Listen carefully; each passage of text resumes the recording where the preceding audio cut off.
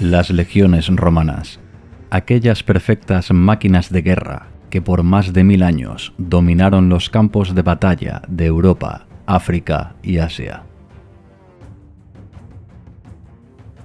La legión era la casa y familia de cada soldado, independientemente de su origen, creencia o color de piel.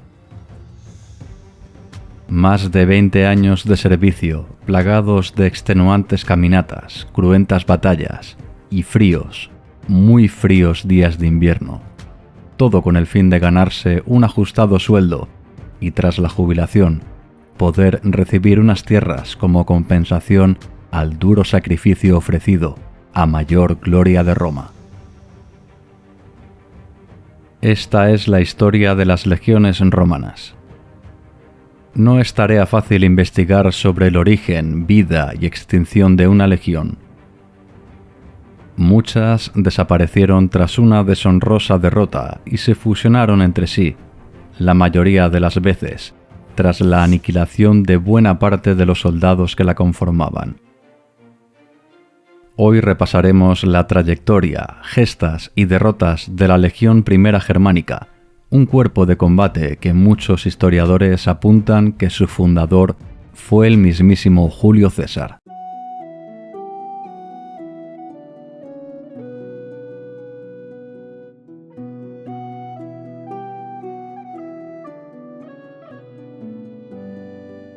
Nos situamos en el año 49 antes de nuestra era. El Senado romano ha emitido por cuarta vez en su historia un Senatus Consultum de República Defenda, unos poderes excepcionales, muy similares a la dictadura, que se otorgaba a una determinada persona cuando la República se encontraba en peligro. Gneo Pompeyo fue investido con este poder, con el objetivo de acabar con la rebelión de César, declarado como enemigo de la República. Pero el gobernador y conquistador de las Galias no estaba por la labor de claudicar tan fácilmente. Con su leal Legión XIII Gémina cruzó el Rubicón, presto a enfrentarse política y, si hacía falta militarmente, contra el mismísimo Pompeyo. Pompeyo era consciente de su escasez de tropas. No tuvo más remedio que huir en búsqueda de más legiones, primero hasta Capua, después hasta Brundisium. César entró en Roma y no demoró demasiado en seguir el rastro de Pompeyo, ganándose a su paso por toda la península itálica el afecto de muchos legionarios y altos cargos. Noticias que llegaron a Pompeyo, que no estaba dispuesto a negociar con César. Asediado y acorralado, decidió por marchar a Grecia con sus fieles legiones. Julio César aún no disponía de una flota decente con la que perseguir a su enemigo, y consideró vital el cubrir sus espaldas antes de enfrentarse definitivamente a Pompeyo. A marchas forzadas, en apenas 27 días llegó a Hispania, presto a combatir contra las legiones que permanecían fieles a su procónsul ausente, el mismo Gneo Pompeyo.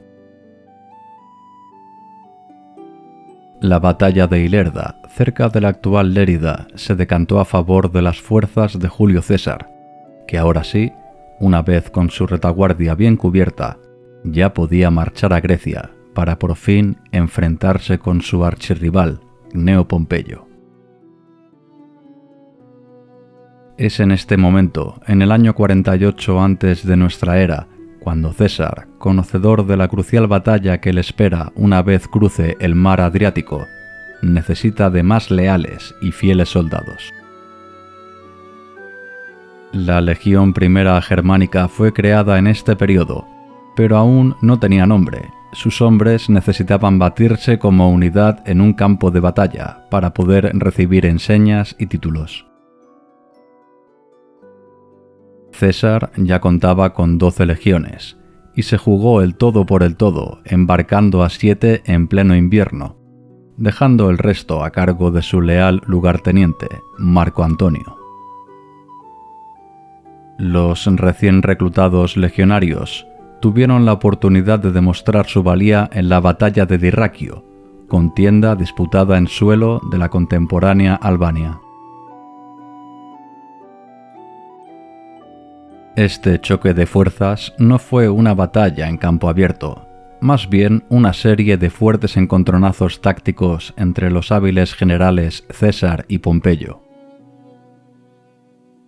Durante el transcurso de la batalla, el mismo Cneo Pompeyo tuvo la oportunidad de asestar un golpe letal a su acérrimo enemigo, cuando logró poner en desbandada a buena parte de sus legionarios, pero pensó que era una trampa pergeñada por César, un error fatal que le traería funestas consecuencias. Pompeyo era consciente de la escasez de suministros de su rival, así que fue partidario de alargar la agonía de los soldados adictos a César, en espera que ante la falta de suministros no tuviera más remedio que volver a Italia. Pero muchos de los asesores de Pompeyo deseaban una contienda decisiva, sabedores que poseían una ventaja de 3 hombres por cada 2 que tenía Julio César. Pompeyo, muy a su pesar, accedió. Fue en Farsalia donde se decidiría el destino de los legionarios de la Primera Germánica y de toda la República Romana. Julio César, en inferioridad numérica, derrotó definitivamente a Pompeyo, que se vio obligado a huir primero a Grecia y después a Egipto, lugar donde fue eliminado por el faraón Ptolomeo XIII. Nuestra legión salió muy reforzada de la decisiva batalla de Farsalia y pasó a defender los intereses de Octavio, el futuro Augusto, tras el asesinato de Julio César en el año 44.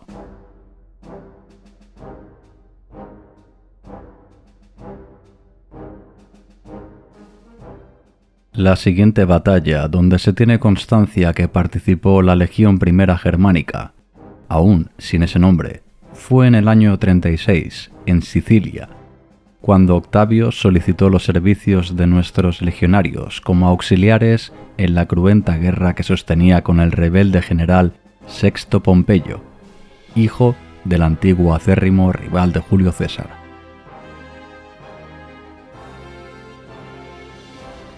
El siguiente rastro de la Primera Germánica lo encontramos entre el año 30 y 16 antes de nuestra era, en Hispania. Más en concreto, se sabe que la Primera Germánica estaba estacionada en la Tarraconense. En el año 27, Octavio se convirtió en Augusto y nuestra legión, recordamos aún sin identidad, tomó el nombre de Legión Primera Augusta. La península ibérica estaba casi totalmente dominada por Roma, tras siglos de incesantes guerras contra las aguerridas tribus que habitaban una de las más ricas posesiones del incipiente imperio. Los cántabros y los astures eran los irreductibles pueblos que resistieron, y lo hicieron por 10 años, gracias a la ancestral y efectiva táctica de guerra de guerrillas. La Legión Primera Augusta participó activamente durante el transcurso del conflicto, y no fue hasta el año 19 cuando Marco Agripa, el más capaz de los generales de Augusto, llegó a Hispania y por fin consiguió doblegar a los insurrectos cántabros y astures. Pero este importante triunfo no fue dulce para todos. Según cuenta Dion Casio, la Legión Primera Augusta perdió su nombre como castigo tras dejarse capturar sus estandartes en una batalla. Esta era la peor vergüenza que podía soportar una legión. Perder la enseña era perder el alma de todos los soldados que la conformaban, de su casa donde servían por tantos años, regalar un pedazo de la misma Roma al enemigo. Muchas legiones, tras la pérdida de sus estandartes, eran seriamente castigadas o directamente disueltas. No fue este el caso de nuestra legión, que suponemos, a modo de expiación, alrededor del año 16 a.C., fue enviada a Moguntiacum, la actual Maguncia. Las fronteras del Rin era uno de los peores destinos que un soldado romano deseaba. Lluvia, frío y constantes escaramuzas con los feroces pueblos germanos establecidos al otro lado del río.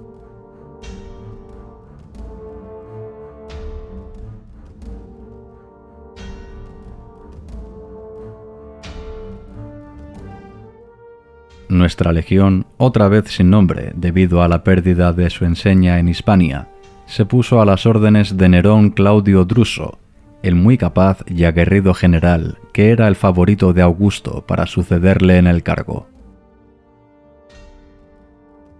Pero la desgracia se cebó con Druso, que murió en el 9 antes de nuestra era, tan solo con 29 años, a causa de un aparatoso accidente a caballo.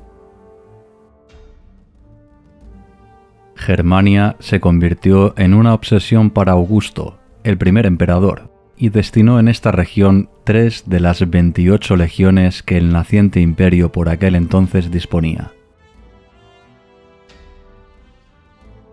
Tiberio, el hermano de Druso, veterano estratega y principal candidato a la toga púrpura, fue el elegido para comandar las tropas romanas acuarteladas en Germania. El plan consistía en sobrepasar la frontera natural del Rin y fundar nuevas ciudades y cuarteles en la ribera del Elba. El historiador Tácito, en sus anales, nos dice que nuestra legión primera por fin se redimió y recibió unas nuevas enseñas de manos de Tiberio.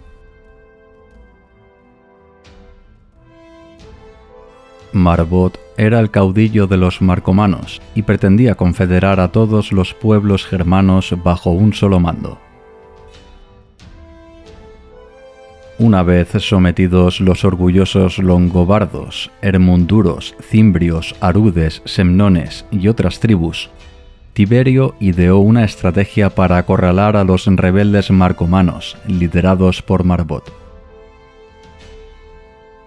En total se movilizaron a 10 legiones, con el fin de efectuar un movimiento de pinza sobre el territorio a castigar, una zona que se corresponde a la actual región de Bohemia.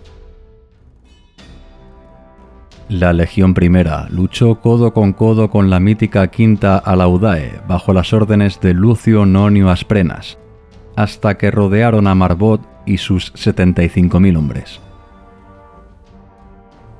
Pero una revuelta en Iliria, Dalmacia y Panonia dio al traste con los planes de Tiberio y tuvo que pactar un rápido acuerdo de paz con Marbot, que fue elevado a la categoría de amigo de Roma.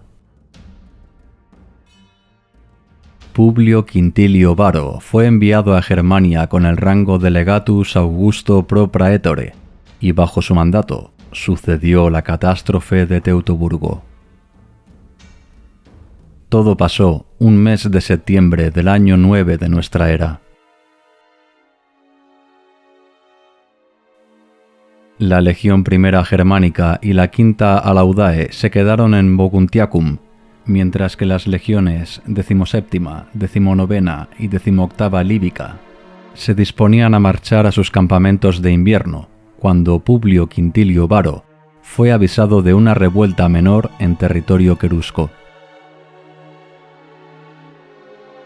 Todo fue un ardid del comandante Arminio, ciudadano romano y caballero del orden ecuestre de origen querusco, que traicionó a sus oficiales y los desvió del camino. Una miríada de queruscos sorprendieron a la larga caravana romana mientras marchaba hacia una inexistente rebelión. 3 días de persecuciones sin orden ni concierto por caminos embarrados en medio de unas grandes tormentas. Una trampa mortal donde cayeron 3 legiones enteras y se perdieron sus estandartes. entre 20 y 30.000 legionarios exterminados. Tras el desastre de Teutoburgo, Roma reaccionó con eficacia, enviando a la región al muy capaz Germánico, hijo de Druso y padre del futuro emperador Calígula. Roma castigó a los queruscos e incluso en diferentes campañas recuperó las insignias perdidas. Nuestra primera legión participó activamente en la construcción de la Castra Bonensia, campamento que dio nombre a la contemporánea ciudad de Bonn. En este lugar quedaron acuartelados hasta el año 69, justo en el momento en que dio inicio una de las peores crisis sucedidas en el Alto Imperio Romano. Hablamos del año de los 4 emperadores.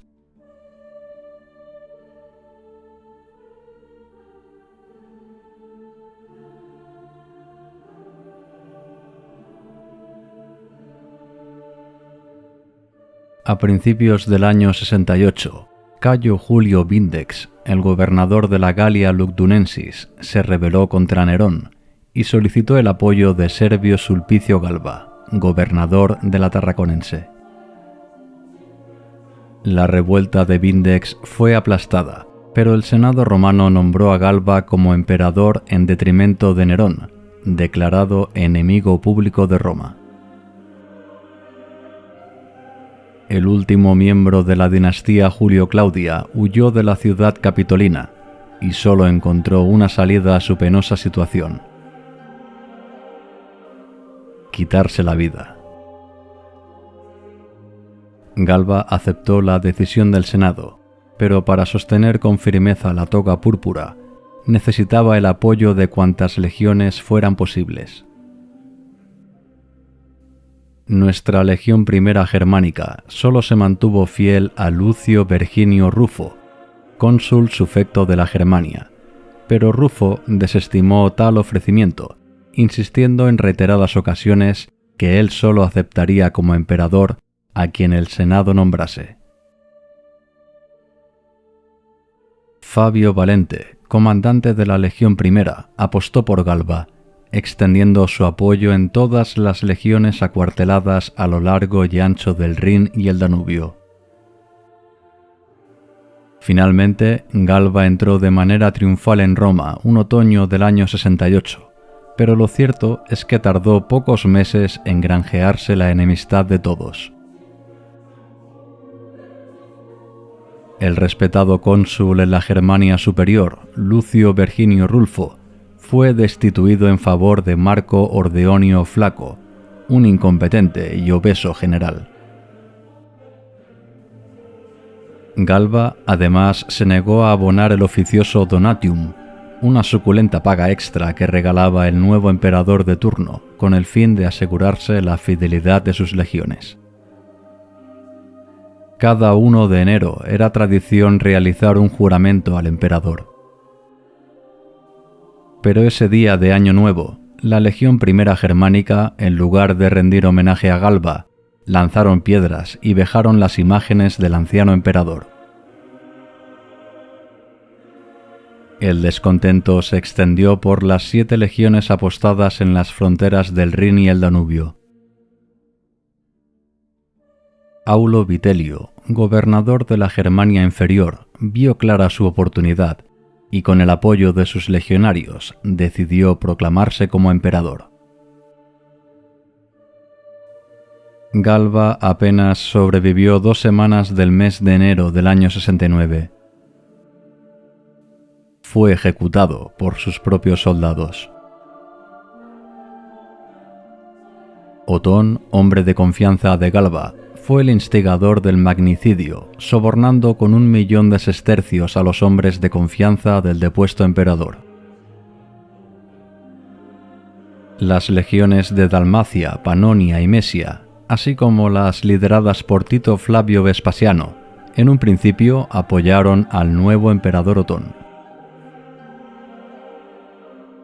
Pero las legiones de la Germania solo se mostraron leales a Vitelio, quien rechazó la propuesta del nuevo emperador para nombrarle como sucesor. Quería todo el poder ya. Vitelio marchó hacia Roma y venció definitivamente a Otón en la primera batalla de Bedriacum, dejando acuartelada en Germania a nuestra legión. Otón solo fue emperador por 3 meses. Pero el mandato de Vitelio también tenía toda la pinta de ser igual de breve que el de sus antecesores. Tito Flavio Vespasiano decidió dejar Judea y autoproclamarse emperador. Pero antes de que Vespasiano se hiciera con el control del poder, Roma debía atender a una nueva insurrección en sus fronteras. Esta vez se trataba del noble Julio Civilis, prefecto de una cohorte auxiliar y líder natural de los bátavos, el pueblo que habitaba los actuales Países Bajos. Las constantes guerras intestinas romanas habían agotado la paciencia del pueblo bátavo, viéndose obligados a aportar más soldados de lo estipulado, e incluso teniendo los ancianos que pagar un impuesto para evitar la leva forzosa. Los cananefates, los frisones e incluso 8 cohortes bátavas integradas en la Legión I Germánica se alzaron contra Roma y hostigaron varios fuertes diseminados por la larga frontera septentrional. Marco Ordeonio Flaco envió a las legiones Quinta Alaudae y a la 15ª Primigenia, que asistieron atónitas a cómo un escuadrón de caballería bátavo, obviamente, se pasó al lado rebelde. Ambas legiones fueron derrotadas y tuvieron que retirarse al fuerte campamento de Castra Vetera. Julio Civilis hábilmente disfrazó estas batallas como un apoyo al emergente emperador Vespasiano, como si fuera un castigo y retención a las tropas leales a Vitelio, actos que recibieron apoyo incluso de muchos romanos favorables a la causa Flavia. El líder de los bátavos asedió sin descanso a las 2 legiones acuarteladas en Castra Vetera, pero la mascarada cayó cuando Civilis decidió mantener el sitio, aun siendo sabedor de la definitiva derrota de Vitelio. El gobernador Flaco fue asesinado por sus propios hombres tras intentar sobornarlos para que se mostraran leales al nuevo emperador Vespasiano. La situación se tornaba más que tensa para las 2 legiones sitiadas, sabedoras además de la unión a la rebelión bátava de los tréveros y lingones, 2 poderosos pueblos galos. Julio Sabino, líder de los tréveros, sobornó a las legiones establecidas en Mogontiacum, nuestra primera germánica y la 16ª gálica, pasándose estas al bando rebelde. Tras ser conocedor de la total aniquilación de las 2 legiones sitiadas, el nuevo emperador Vespasiano tomó cartas en el asunto y envió a Quinto Pretilio Cerial como comandante al cargo de las legiones Octava Augusta, Novena Claudia, 13ª Gémina, 21ª Rapax y Segunda Adiutrix. Petilio Cerial cayó como un rayo en la Germania y tras una serie de conquistas garantizó el perdón a aquellos soldados romanos que habían cambiado de bando, muchos pertenecientes a nuestra primera germánica, así como a la 16ª gálica. La revuelta de Julio Civilis fue sofocada. Roma venció una vez más, pero Vespasiano tomó duras medidas contra los legionarios que cambiaron de bando. La Legión I Germánica y la 16ª Gálica debían desaparecer. No se podía tolerar que sus futuros soldados lucharan bajo el estandarte de una legión traidora.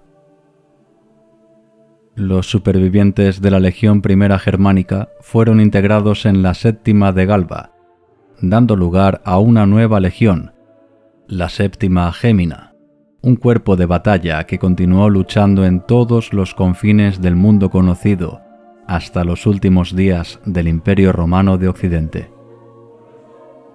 Este es el fin de la Legión I Germánica, un cuerpo de lucha que tuvo momentos de honor, gloria, traición y vergüenza. De Julio César a Vespasiano, más de 100 años de historia contemplados por miles de soldados anónimos, que como si de un gran mosaico se tratase, cada uno de ellos, generación tras generación, aportaron su pequeña tesela a la hora de formar la idiosincrasia y vida de la Legión I Germánica.